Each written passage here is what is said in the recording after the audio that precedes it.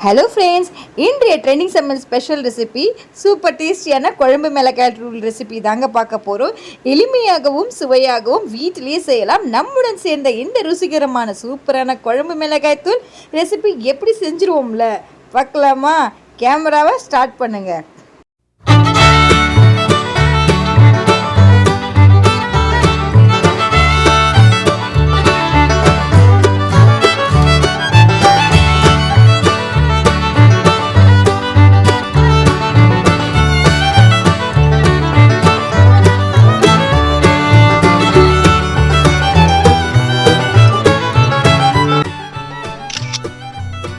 எல்லோரும் எப்படி இருக்கீங்க? நல்லா இருக்கீங்களா? இப்போ நான் ஒன்றும் இல்லை ஃப்ரெண்ட்ஸ், இப்போ எல்லோரும் வீவர்ஸ் கேட்டுட்ருக்காங்க. என்னென்னா காரஞ்சாரமாக மீன் குழம்பு வைக்கிறதுக்கும் அசைவம் செய்கிறதுக்கும் சைவம் செய்கிறதுக்கும் ஒரு அழகான டிஷ்ஷான ஒரு மிளகாத்தூள் அரைச்சி காட்டுறது எப்படின்னு சொல்லிட்டு கொஞ்சம் காட்டுங்கன்னு சொல்லியிருக்காங்க. அதனால தான் இப்போ நான் மிளகாத்தூள் எங்கள் வீட்டில் அரைக்கிற டிஷ்ஷப்படி, அதாவது எங்கள் வீட்டிலனா எங்கள் மாமியார் எனக்கு சொல்லிக் கொடுத்த டிஷ்ஷப்படி நான் செய்ய போகிறேங்க. ஆனால் அவங்க சொன்ன அளவோடு நீங்கள் செஞ்சு பாருங்கள். நீங்கள் எங்கள் வீட்டில் இதே மாதிரி தான் நாங்கள் செய்கிறோம். ஆனால் டேஸ்ட்டு ஒன்றுமே இல்லாத நீங்கள் ஒரு வெங்காயம் தக்காளி லைட்டாக போட்டு அரைச்சா கூட இந்த மிளகாத்தூள் போட்டோடனே அதோட ருசி அதிகமாகிடும். ஏன்னா அந்த அளவு இன்க்ரீடியன்ஸ் இதெல்லாம் நான் சேர்த்துருக்குறேன். நான் அவங்க சொல்லிக் கொடுத்த, ஏன்னா கிராமத்தில் எப்படி எவ்வளோ அவங்க செய்கிறாங்களோ அதைப்படி தான் நான் செஞ்சிட்ருக்கேன். ஏன்னா அந்த காலத்தில் கிராமத்தில் அவங்க மாமியார் எப்படி சொல்லி கொடுத்துருப்பாங்களோ அந்தபடி ஏன்னா அவங்க வச்சுக்கிட்டு அவங்க செஞ்சாங்க. அதை இங்கே எனக்கு செஞ்சு காட்டினாங்க. இதைப்படி செய்யடி அப்படின்னு, இதே மாதிரி அரைச்சி மிளகாத்தூள் கொடுடி அப்படின்னு சொல்லிட்டு சொன்னாங்க. அவங்க எடுத்துகிட்டு வந்தாங்க. அந்த மிளகாத்தூள் அப்படி தான் நான் அரைச்சி அதுலேருந்து அப்படியே ஃபாலோ பண்ணிட்டேன். எனக்கு சூப்பராக இருந்ததுங்க. அதே மாதிரி தான் இப்போ உங்களுக்கும் குழம்பு நல்லா இருக்குன்னு சொல்லிட்டு நான் இப்போ நான் செஞ்சு காட்ட போகிறேங்க. இப்போ நான் அது எப்படி செய்யணும், அதுக்கு என்னென்ன பொருள், எந்தெந்த அளவு, அதெல்லாம் நான் கரெக்டாக மெஷர்மெண்ட் படி சொல்கிறேன். நீங்களும் அதேபடி செஞ்சீங்கன்னா நீங்கள் உங்கள் வீட்டிலே மிளகாத்தூள் நல்லாயிருக்கும். இதை நீங்கள் செஞ்சு பார்த்துட்டு ஒரு தடவை குழம்பு வச்சு பார்த்துட்டு எப்படி இருக்குது, டேஸ்டெல்லாம் எப்படி இருக்குது, நீங்கள் தயவுசெய்து கமெண்டில் எனக்கு சொல்லுங்கள் ஃப்ரெண்ட்ஸ். ஏன்னா அப்போ சொன்னால் தான் எனக்கு தெரியும் அளவெல்லாம் நீங்கள் எப்படி போடுறீங்க, எதனால் எப்படி வந்தது அப்படின்னு சொல்லிட்டு நீங்கள் சொல்லுங்கள். இப்போ நான் இதோடைய அளவெல்லாம் இப்போ மிளகாத்தூள் எப்படி அரைக்கிறது அப்படின்னு சொல்லிட்டு நான் எல்லாமே அதோடைய அளவுகளோடு கரெக்டாக மெஷர்மெண்ட் படி சொல்கிறேன். நீங்கள் தெரிஞ்சுக்கோங்க. இப்போ வீடியோக்குள்ளே போய் பார்க்கலாம். மிளகாத்தூள் அரைக்கிறதுக்காக நான் கரெக்டாக அரை கிலோ தனியா தான் எடுத்துருக்கிறேன். அரை கிலோ தனியாவுக்கு அரை கிலோ காஞ்ச மிளகாய். நீங்கள் குண்டு மிளகாயாக இருந்தாலும் பரவாயில்ல, நீங்கள் இது நீட்டு மிளகாய் இருந்தாலும் பரவாயில்ல. நான் சரிக்கு சமம் தான் நான் போடுறேங்க. உங்கள் வீட்டில் சரிக்கு சமம் நீங்கள் போட முடியலன்னா, உங்களுக்கு யாராவது அல்சர் ஏதாவது வீட்டில் காரம் அதிகமாக சாப்பிட மாட்டாங்க, பெரியவங்க யாராவது இருக்கிறாங்க அதிகமாக சாப்பிட மாட்டாங்கன்னா நான் என்ன சொல்கிறேன்னா, அரை கிலோ மிளகாவுக்கு 1 கிலோ தனியாக போடுங்க. ஏன்னா அது மெஷர்மெண்ட்டு கரெக்டாக இருக்கும். தனியாக அதிகமாக போட்டிங்கன்னா இந்த தனியாக இந்த காரத்தை எடுத்துரும். ஓகேங்களா? இப்போ நான் எங்கள் வீட்டில் காரம் கரெக்டாக ஒரு லெவலாக கரெக்டாக சாப்பிடுவோம்.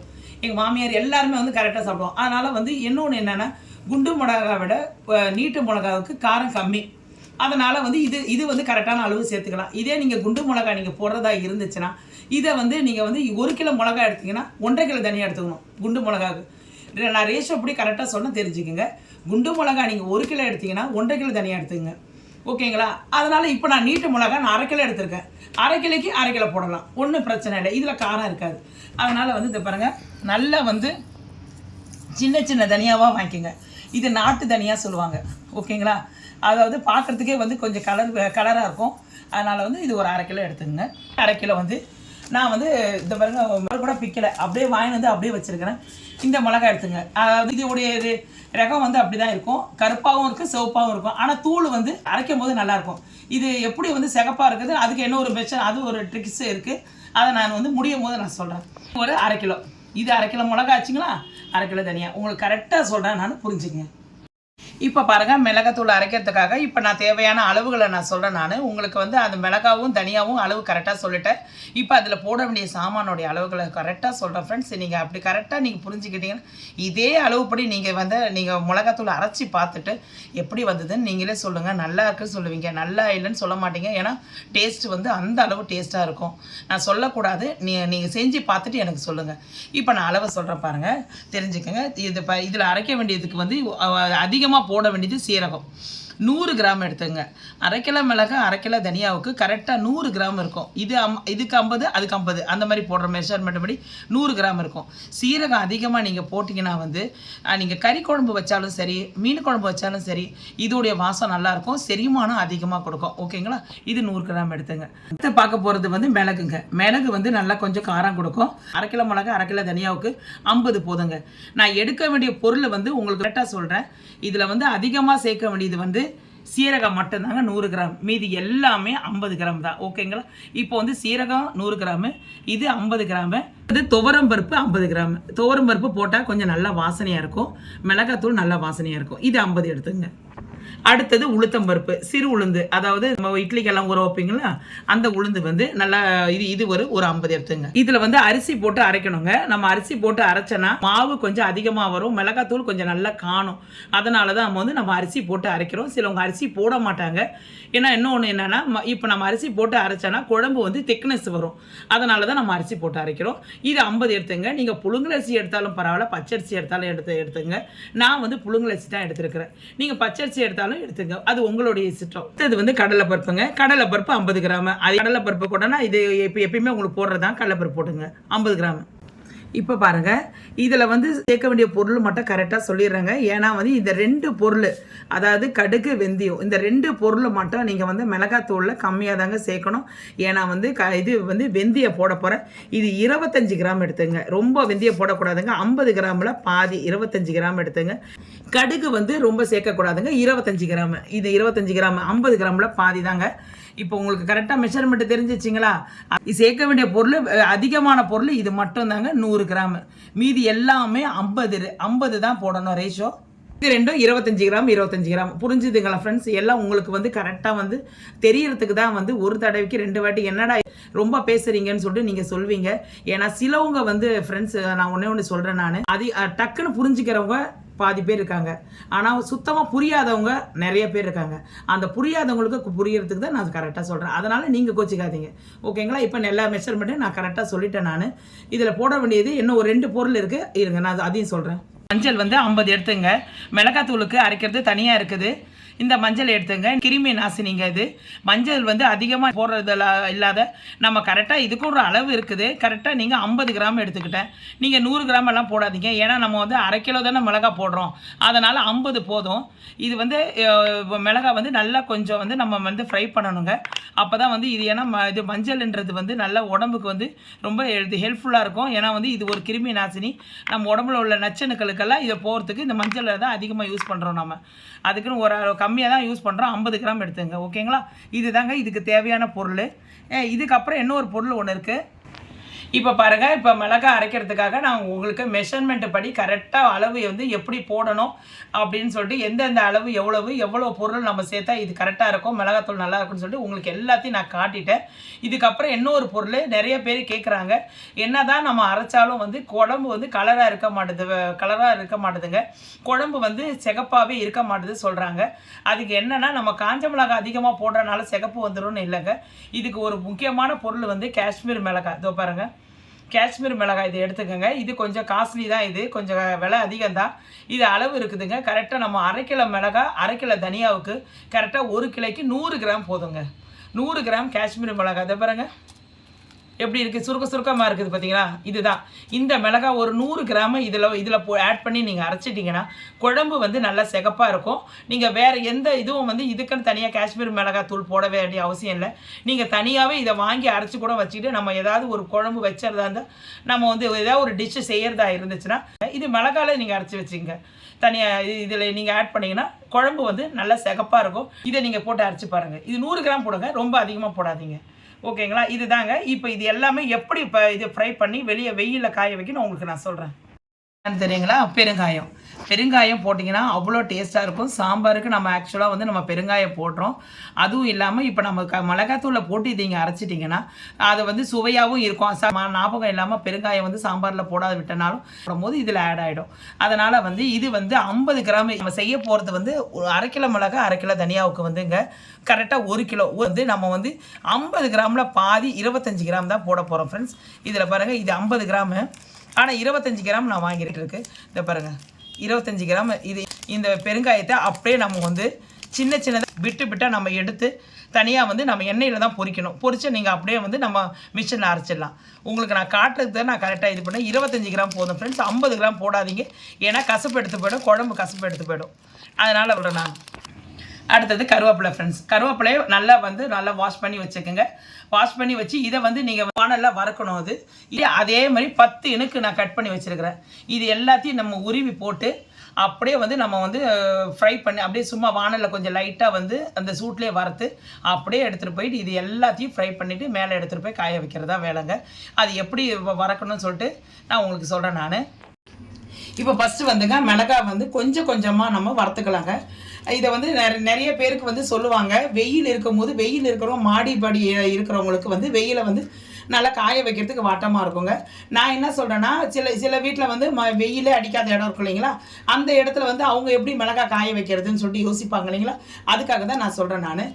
இதில் வந்து அவங்க என்ன பண்ணணும், வறுத்துக்கலாம். ஓகேங்களா, அவங்களுக்கு பற்றி தான் நான் செய்கிறேன் நான். வறுத்து போட்டு நீங்கள் வந்து அப்படியே நீங்கள் மிஷினில் போட்டு அரைச்சிடலாம். நான் எதுக்கு ரெண்டுமே செய்ய போகிறேன், ஏன்னா எங்கள் வீட்டில் வந்து மாடியும் இருக்குது, வெயில் காய வைக்க இடமும் இருக்குது. அதனால் வந்து வறுத்து போட்டு நீங்கள் வெயிலில் லைட்டாக ஒரு 2 ஹவர் காய்ஞ்சா போதும். அதுக்கப்புறம் போய் அப்படியே மிஷினில் போய் அரைச்சிட்டு வந்தீங்கன்னா வாசனை சூப்பராக இருக்குங்க. இது வந்து இப்போ இதை வந்து கொஞ்சம் கொஞ்சமாக போட்டு நம்ம வறுத்துக்கலாம். ஏன்னா எல்லாத்தையும் போட்டு பாத்திரம் இருக்காது வறுக்கிறதுக்கு, கொஞ்சம் கொஞ்சமாக போட்டு இப்போ வறுத்துக்கலாம். லைட்டாக வறுத்துருங்க, ரொம்ப வறுக்காதீங்க, தீயக்கூடாது. அது நெடி ஏறாமல் இருக்கிறதுக்காக நான் ஒரு ஐடியா சொல்கிறேன். குழந்தைங்கள்லாம் வீட்டில் இருக்கும் இல்லைங்களா, அதனால் நெடி ஏறும்.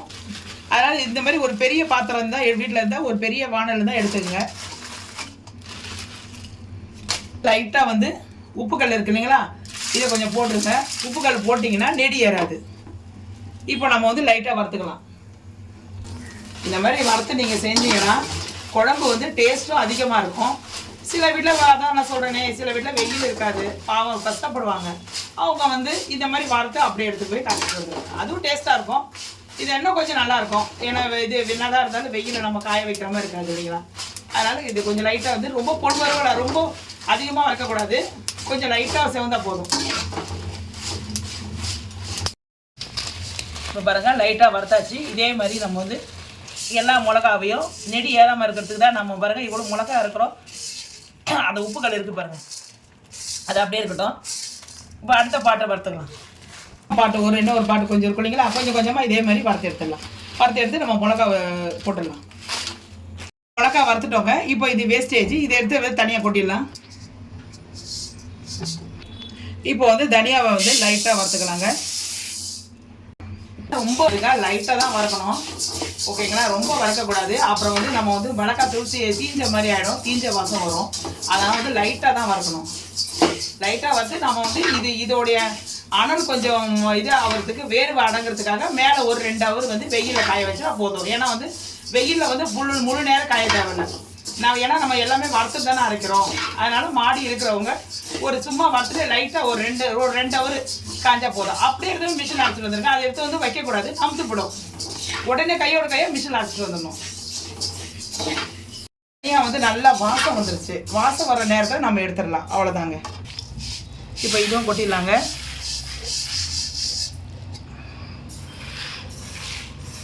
இது ரெண்டுத்தையும் வறுத்தாச்சு. மற்ற சாமானுங்களை கொஞ்சம் கொஞ்சம் அப்படியே வறுத்துடலாம். இப்போ சீரகத்தை வறுத்துடலாங்க. சீரகம் வந்து ரொம்ப இதாகக்கூடாதுங்க, தீஞ்சிடக்கூடாது. அதனால் வந்து நான் இப்பயே சொல்கிறேன், கொஞ்சம் லைட்டாக வந்து சர சவுண்டு கேட்கும் போது எடுத்துடணும். வாசம் நல்லா வரும். இப்போ பாருங்கள் சவுண்டு கேட்குதுங்களா. இந்த நேரத்தில் இதை பாருங்கள் எல்லாமே பொரியுது பாருங்கள், எடுத்துடணும். எடுத்து தனியாக கொட்டிக்கலாம். இந்த மிளகு வந்து எப்படின்னாங்க, கொஞ்சம் லைட்டாக சூடு ஏறிட்டோடனே ஒரு சவுண்டு கேட்கும், அதுவும் பொரியும். ஒரு பொரிச்சல் வரத்துக்குள்ள எடுத்துருங்க. கேட்குது பாருங்க. தோரம்பருப்பு இப்போ பாருங்க, தோரம்பருப்பும் இதுவும் வந்து லைட்டாக செவந்தா போதுங்க, ரொம்ப செவர வேணாம். எதுவுமே வந்துங்க கொஞ்சம் அந்த ஹீட் ஒரு வாட்டி நம்ம ஹீட் பண்ணாவே அந்த ஹீட்லேயே வந்து ட்ரை ஆகிடும். இது அதை அப்படியே நம்ம எடுத்துக்கலாம். ரொம்ப இது ஃப்ரை பண்ணணும்னு அவசியம் இல்லை. குழம்பு நம்ம சாப்பிடும் போது மீன் குழம்பு சாம்பார் எது சாப்பிட்டாலும் வந்து கொஞ்சம் நல்லா வாசனையாக இருக்கும். அது ஒன்று என்ன ஒன்று என்னென்னா, அந்த மிளகாத்தூள் டப்பியை எடுத்து நீங்கள் ஓப்பன் பண்ணாவே நல்ல வாசனை வெளியே இருக்கிறவங்களுக்கு கூட வரும். அதனால தான் நம்ம வறுத்து போடுறோம். வறுத்து போட ஒரு நல்ல ருசி இருக்கும். இதை பாருங்க, நல்லா இதாகிட்டு இதுவும் ட்ரை ஆகிடுச்சு, வறுத்தாச்சு. இப்போ எடுத்துடலாம். இது ஒரு மூலையில் கொட்டிடலாம். இப்போ உளுந்து அதே மாதிரி தாங்க லைட்டாக வறுத்துங்க. பொண்ணுங்க கூட கொஞ்சம் வறுத்துங்க. இது நல்லா கலர் ஆயிடுச்சுங்களா? இப்போ எடுத்துடலாம். இப்போ கொட்டிடலாம் தனியாக. அடுத்ததுங்க கடலைப்பருப்பு. இப்போ பாருங்க, இது கடலைப்பருப்பு நல்லா இதாகிட்டு இப்போ நம்ம எடுத்துடலாம். நல்லா இதாக வெந்தயம் லைட்டாக வறுத்துங்க. சவுண்ட் ஒன்று கேட்கும், அப்போ எடுத்துடலாம். அவ்வளோதாங்க. இப்போ பாருங்க சவுண்ட் கேட்குது, அப்படியே எடுத்துடலாம். இதே கொட்டிடலாம். அதே பாருங்க, இப்போ கடுகு இந்த சூட்லேயே வந்துட்டு டக்குன்னு எடுத்துடணும். கடுகு கொஞ்சம் சவுண்டு வரது போல எடுத்துருங்க. இந்த பாருங்க சவுண்டு நல்லா நல்லா கேட்குதுங்களா? வெள்ளை ஆயிடுச்சு பாருங்க. வெள்ளை ஆயிட்ட பிறகு பாருங்க, மஞ்சள் கொஞ்சம் லைட்டாக வறுத்துங்க. மஞ்சள் பாருங்க, இந்த மாதிரி நம்ம வறுக்கும் போது கருப்பு நேரம் ஆயிடுதுங்களா? இப்போ நம்ம மஞ்சள் எடுத்துடலாம். மஞ்சள் இந்த பாருங்க இதில் போட்டுட்டோம். அடுத்தது அரிசி. அரிசி நல்லா கொஞ்சம் வந்து நல்லா பொரியணுங்க. அதே மாதிரி கொஞ்சம் அரிசி நம்ம வந்து செவக்க இது பொரியும் போது நம்ம எடுத்துக்கலாம். இதுவும் நல்லா பொரிஞ்சிச்சுங்க. சவுண்டு வந்து கரெக்டாக சவுண்டு பாருங்க, கேட்குது பாருங்க. கேட்குதுங்களா? இப்போ எடுத்துடலாம். இப்போ லாஸ்ட்டு கொஞ்சோண்டு கருவேப்பிலை நம்ம வந்து நல்லா உங்கள் கைப்பிடி அளவுக்கு வந்து ஒரு கிட்டத்தட்ட ஒரு 10 இனுக்கு எடுத்து வச்சிருந்த 10 கொத்து அதை நம்ம வந்து கையால் நம்ம இது பண்ணோம்னா நம்ம கையால் வந்து 3 கைப்பிடி இருக்கும். குழம்பு மிளகாய் தூள் அரைக்கிறீங்களோ அவ்வளோ டேஸ்ட்டு கொடுக்குங்க. கருவேப்பிலை தான் டேஸ்ட்டே. பிள்ளைங்கள்லாம் கருவேப்பிலையை வந்து நம்ம குழம்புல போடும்போது எடுத்து போட்டுருதுங்க. அந்த மாதிரி இருக்கும்போது நம்ம அந்த குழம்பு தூளில் நம்ம அரைச்சி போட்டோம்னா கருவேப்பிலையோடைய சத்தெல்லாம் வந்து பிள்ளைங்களுக்கு போய் சேரும். டேஸ்ட்டும் நல்லாயிருக்கும். அதனால தான் நம்ம சொல்ல லைட்டாக வந்து வறுத்துருங்க. இப்போ வெயிலில் காய வைக்க போகிறோம். லைட்டாக வறுத்துருங்க. நல்லா சுருங்கிடுச்சுங்க. நல்லா ட்ரை ஆகிடுச்சு. தண்ணி கிண்ணி எல்லாம் எதுவுமே இல்லை. நம்ம வாஷ் பண்ணி போட்டோம் இல்லைங்களா? தண்ணியெல்லாம் எதுவும் இல்லாத இதாகிடுச்சு. இப்போ எடுத்து நம்ம அதிலே வந்து இன்னொரு இடத்துல ட்ரான்ஸ்ஃபர் பண்ணிடலாம். எல்லாமே திங்ஸ் போட்டு வச்சுருக்கிறதுலேயே நம்ம எல்லாத்தையும் போட்டுடலாம். இப்போ பாருங்கள், நம்ம எல்லாத்தையும் வந்து நம்ம வறுத்தாச்சுங்க. வறுத்ததை வந்து நம்ம மிளகாய் தண்ணியோடு அப்படியே கொட்டிடலாம்.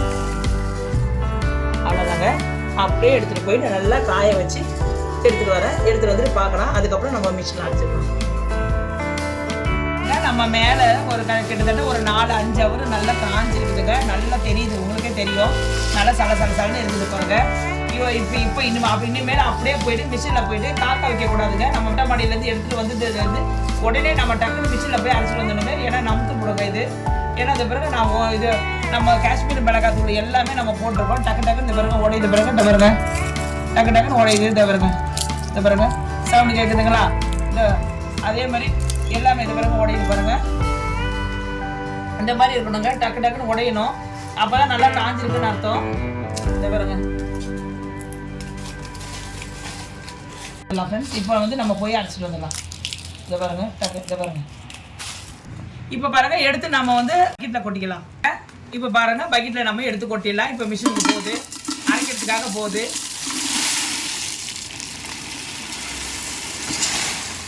தூள் நல்லா இருக்குங்க, நல்லா வாசனையாக இருக்கும். நீங்கள் இது ஒரு வாட்டி ட்ரை பண்ணி பாருங்கள். இது எங்கள் மாமியார் சொல்லி கொடுத்தது தான். அவங்க இங்கே எனக்கு அரைச்சி எடுத்து வந்து கொடுத்ததுனால அதுலேருந்து நானும் பழக்கம் பண்ணிக்கிட்டேன். நீங்களும் இதே மாதிரி நீங்களும் அரைச்சி பாருங்கள். நீங்கள் நல்லா கொஞ்சம் வாசனையாக இருக்கும். நீங்களும் வைக்கிற குழம்பெல்லாம் பக்கத்து வீட்டுக்காரங்கள்லாம் வந்து கேட்பாங்க. அந்த அளவு நல்லா சுவையாக இருக்கும். நீங்கள் வச்சு பாருங்கள். இதுக்கு மேலே வந்து நான் ஒரு பொருள் ஆட் பண்ணுங்க. நான் இப்போ சொல்கிறேன். ஏன்னா வந்து இப்போ அது காய வைக்கக்கூடாது. அது என்ன பொருள்னு அதை இப்போ சொல்கிறேன். நம்ம வந்து கொஞ்சோண்டு லைட்டாக எண்ணெய் ஊற்றிக்கலாம். அது என்னன்னு உங்களுக்கு சொல்கிறேன் நான். வெங்காயம் அப்படியே போட்டுக்குங்க. பெருங்காயம் நல்லா கொஞ்சம் வந்து ஃப்ரை ஆகட்டும். இது எதுக்கு தெரியுங்களா? இது வந்து மேலே நம்ம காய வைக்கக்கூடாதுங்க. அந்த வாசனையெல்லாம் அந்த இடத்துல போயிடும். அதனால் நம்ம அரைக்க போகிறதுக்கு பிஃபோர் ஒரு 2 மினிட்ஸுக்கு முன்னாடி இந்த மாதிரி நம்ம வறுத்து போட்டுடலாம். வறுத்து போட்டு அப்படியே எடுத்துகிட்டு போயிட்டு அரைச்சிட்டு வந்துடலாம் ஃப்ரெண்ட்ஸ். கொஞ்சம் நல்லா வாசனை வரணும். இது பாருங்கள் நல்லா இதே மாதிரி நல்லா கொஞ்சம் நல்லா அந்த எண்ணெயிலேயே கொஞ்சம் நல்லா வறுத்து. நீங்கள் சும்மா வறுக்கக்கூடாதான்னு கூட கேட்பீங்க. உங்கள் இஷ்டம் ஃப்ரெண்ட்ஸ். ஏன்னா எண்ணெயில் வறுத்து போட்டாலும் கொஞ்சம் நல்லா குழம்பு ருசியாக இருக்கும். அதனால தான். ஏன்னா வந்து மிஷின்லேயே நம்ம அரைக்கும் போது வந்து எண்ணெயில் வறுத்து போடுறோம். நல்ல வாசனையாக இருக்குது. கொஞ்சம் இதாகட்டுங்க, மெல்ட் ஆகட்டும். இந்த பாருங்க கொஞ்சம் வெள்ளையாகுதுங்களா, கருவாடு மாதிரி ஆகுது பாருங்கள்.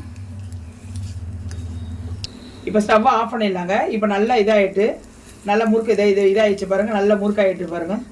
இப்போ நம்ம அப்படியே எடுத்துகிட்டு போயிட்டு நம்ம இதில் போட்டுடலாம். நம்ம அப்படியே பாருங்கள், இது மேலே அப்படியே போட்டுருங்க. அவ்வளோதான் ஃப்ரெண்ட்ஸ். இது நல்லா கொஞ்சம் இந்த சூடில் வந்து இது கீழே இருக்கிறதெல்லாம் நல்லா கொஞ்சம் அனலாகும். அப்படியே இப்போ போய் அரைச்சிட்டு வந்துடலாம். மிஷினுக்கு போயிட்டு நம்ம அரைச்சி வந்துட்டோம். அப்பா பாருங்கள், நான் வந்து கரெக்டாக 1/2 கிலோ மிளகா 1/2 கிலோ தனியாக தான் போட்டேன். நல்ல குழம்பு அப்படியே குப்புன்னு வாசம் வருது ஃப்ரெண்ட்ஸ். இதை பாருங்க, அப்படியே என்னால் இங்கே உட்கார முடியல, அவ்வளோ வாசனையோடு இருக்குது ஃப்ரெண்ட்ஸ். இது ஒருத்தவங்க கேட்டாங்க, கலாக்கான்னு கேட்டாங்க. இந்த மாதிரி நீங்கள் வைக்கிற இது மிளகாத்தூள் நல்லா இருக்குது, பார்க்கும்போது நல்லா இருக்குது. அதனால் வந்து எனக்கும் வந்து மிளகாத்தூள் வேணும். என்னால் வந்து நான் ஆஃபீஸ் போகிறனால வந்து என்னால் அரைக்க முடியல. நீங்கள் எப்படி அரைக்கிறீங்கன்னு எங்களுக்கு கொஞ்சம் சொல்லுங்கள் அப்படின்னு சொல்லிட்டு சொன்னாங்க. கலாக்கா நீங்களே பார்த்துக்குங்க, இது அரைச்சிட்டு வந்துட்டேன். இதோடைய இதெல்லாம் தேவையான பொருளெல்லாம் உங்களுக்கு சொல்லியிருக்கிறேன். சொல்லியிருக்கேன், நீங்களும் பார்த்து தெரிஞ்சுங்க. அப்படி சப்போஸ் வந்து ஆஃபீஸ் போகிறனால வந்து முடியல அப்படின்னு நீங்கள் சொன்னீங்கன்னா வந்து பேக் பண்ணி நான் கொரியர் கூட நான் பண்ணுறேன். நான் பேக் பண்ணி நான் அனுப்பி விட்றேன். இது எப்படி இருக்குன்னு பார்த்து சொல்லுங்கள். நீங்கள் எல்லோரும் வந்து இதை சாப்பிட்டு பாருங்கள் ஃப்ரெண்ட்ஸ். சாப்பிட்டு பார்த்துட்டு கறி குழம்பு மீன் குழம்பு நீங்கள் வச்சு இதை சாப்பிட்டு பாருங்கள். சாப்பிட்டு பார்த்துட்டு குழம்பு ருசியாக இருக்குதுன்னா எனக்கு கமெண்ட் செக்ஷனில் எப்படி இருக்குது நல்லா இருக்குதுன்னு கொஞ்சம் சொல்லுங்கள் ஃப்ரெண்ட்ஸ். அதுதான் நான் ஒன்றே ஒன்று கேட்குறேன். நான் குழம்பு எப்படி இருக்குது, டேஸ்ட் எல்லாம் எப்படி இருக்குதுன்ட்டு. ஆனால் வந்து நான் வந்து எங்கள் வீட்டில் சொல்லி கொடுத்த மாதிரி தான், எங்கள் மாமியார் சொல்லி கொடுத்த மாதிரி தான் நான் செஞ்சுருக்கிறேன். அவங்க போட்ட இன்க்ரீடியன்ஸ் தான் நான் போட்டிருக்கிறேன். நான் அவ்வளோ டேஸ்ட்டாக இருக்கும். ஏன்னா வந்து கிராமத்துலலாம் செய்கிறதெல்லாம் கொஞ்சம் நல்லாயிருக்கும். அதனால் அதை தான் நான் செஞ்சுருக்கிறேன். நீங்களும் செஞ்சு பார்த்துட்டு எப்படி வந்தது, டேஸ்ட்டெல்லாம் எப்படி இருக்குன்னு சொல்லுங்கள். என்னுடைய வீடியோவுக்கு கண்டிப்பாக நீங்கள் ஆதரவு கொடுப்பீங்கன்னு நான் நம்புகிறேன். கலாக்கா ரொம்ப நன்றி. நீங்கள் கேட்டதுக்கு நான் அதை செஞ்சு காட்டிட்டேன் பாருங்கள். நான் இன்னொரு இதில் நான் போட்டு உங்கள்கிட்ட காட்டேன். நான் இப்போ பாருங்கள், கம்மன்னு நல்ல ஒரு அருமையான நல்ல வாசனையோடு நான் வந்து மிளகாத்தூள் அரைச்சிட்டு வந்திருக்கிறேன் ஃப்ரெண்ட்ஸ். இதே மாதிரி நீங்களும் அரைச்சிக்குங்க.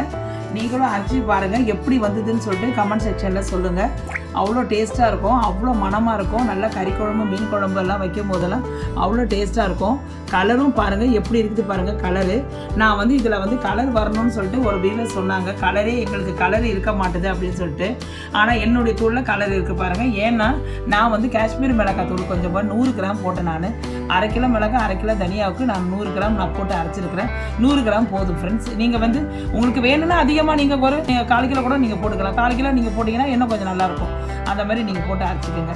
இந்த வீடியோ பிடிச்சிருக்கா பாருங்கள். இந்த நீங்களும் செஞ்சு சாப்பிட்டு பார்த்துட்டு எப்படி வந்ததுன்னு சொல்லுங்கள். இப்போ இது ஓகேங்களா? பிடிச்சிருந்தா லைக் பண்ணுங்கள், ஷேர் பண்ணுங்கள், சப்ஸ்கிரைப் பண்ணுங்கள். உங்களுக்கு பிடிச்ச நண்பர்களுக்கு இதை நீங்கள் சரிமுகப்படுத்துங்க. என்னுடைய வீடியோவுக்கு வந்து நீங்கள் ஆதரவு கொடுப்பீங்கன்னு நான் நம்புகிறேன் ஃப்ரெண்ட்ஸ். இதோடு உங்களுடன் விடைபெறுவது உங்கள் ட்ரெண்டி சமையல். அலமு.